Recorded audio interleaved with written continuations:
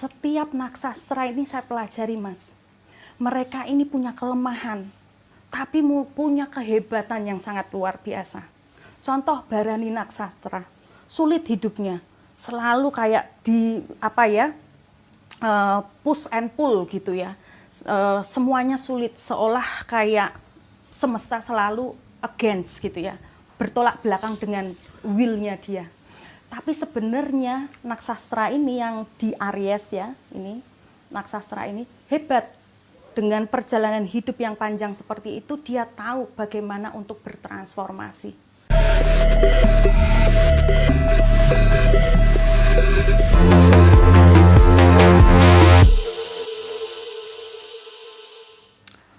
Kalau ini Mbak Mona, kalau misalnya seseorang tuh lahir di waktu yang mungkin secara astrologi itu dibilang sulit gitu ya, itu artinya apakah ia ditakdirkan untuk menderita atau sebenarnya justru tersimpan sebuah potensi yang besar yang tersembunyi gitu? Karena gini loh, saya melihat beberapa real case perjalanan hidup seseorang di balik sebuah penderitaan itu ada energi besar yang tersimpan yang kemudian akhirnya dia mencapai sesuatu yang nggak bisa dicapai oleh banyak orang.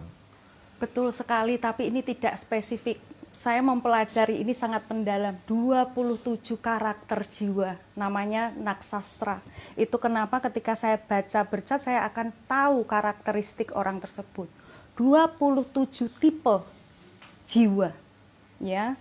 Itu sebenarnya dari 12 zodiak itu terpotong dari degrinya 3 macam. Nah, setiap naksastra ini saya pelajari, Mas. Mereka ini punya kelemahan, tapi punya kehebatan yang sangat luar biasa. Contoh Bharani Naksastra, sulit hidupnya, selalu kayak di push and pull gitu ya. Semuanya sulit, seolah kayak semesta selalu against gitu ya, bertolak belakang dengan will-nya dia. Tapi sebenarnya naksastra ini yang di Aries ya, ini naksastra ini hebat. Dengan perjalanan hidup yang panjang seperti itu, dia tahu bagaimana untuk bertransformasi. Dan ini biasanya nanti ketika umur sudah menunjang untuk spiritualitasnya, ini bisa jadi mentor, coach ya.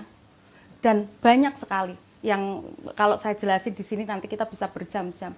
Jadi bukan berarti oh ini jelek Mbak, ini bagus Mbak, enggak. Semua punya potensi, semua unik. Permasalahannya hanya satu, tidak terbangun.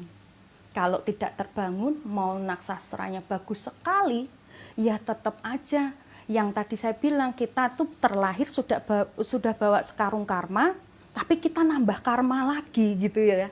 Ngacak karmanya, ada yang baik, ada yang buruk. Nah, ini yang nanti harus payback lagi gitu. Iya. Saya pengen kembali soal tadi Mbak, soal meminimalisir, misalnya terbaca bahwa di situ mengalami jatuh bangun gitu ya. Nah, untuk meminimalisirnya itu lagi-lagi gimana? Tipsnya seperti apa? Karena kondisi jatuh itu kan ada kaitannya dengan karma di masa lalu. Betul. Terus nggak bisa diotak-atik lagi kan? Yang bisa di otak-atik kan yang hari ini gitu. Nah, tipsnya apa biar nggak terlalu parah gitu? Iya. Jadi yang saya pelajari untuk bukan meminimalis, tapi paling tidak kita bisa terproteksi sedikit dengan apa yang memang sudah tergaris. Satu, dharma. Dharma itu bekerja untuk Tuhan. Jadi sudah tidak berekspektasi. Paham ya Mas ya? Dharma itu kita melakukan apapun kerja, tapi ekspektasi serahkan sama Tuhan. Keren. Jadi saya itu tiap hari doa saya, Tuhan saya serahkan rezeki saya, karir saya, segala sesuatunya ke Tuhan. Jadi ketika saya dapat hadangan, saya tidak marah. Saya ya udah enggak apa-apa. Memang ini ya harus dijalanin. Sudah tidak saya ambil secara personal. Kalau kita melakukan secara ego, otomatis ketika dihadang kita akan marah gitu ya. Terus kedua, ini pasti adalah karma baik. Karma baik itu tidak dengan hanya manusia loh, gitu ya.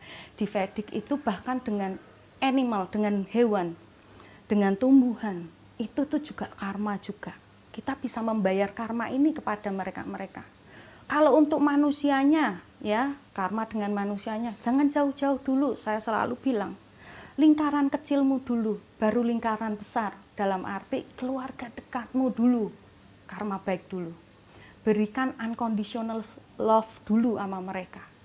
Karena yang bisa, intinya tuh jiwa itu yang murni, itu unconditional love ya Mas ya. Sudah tidak love lagi, tapi unconditional love. Cinta tak bersyarat gitu. Bisa nggak sekarang pertanyaannya dalam diri kita? Kita mencintai sesuatu tanpa syarat, tanpa ekspektasi ya gitu.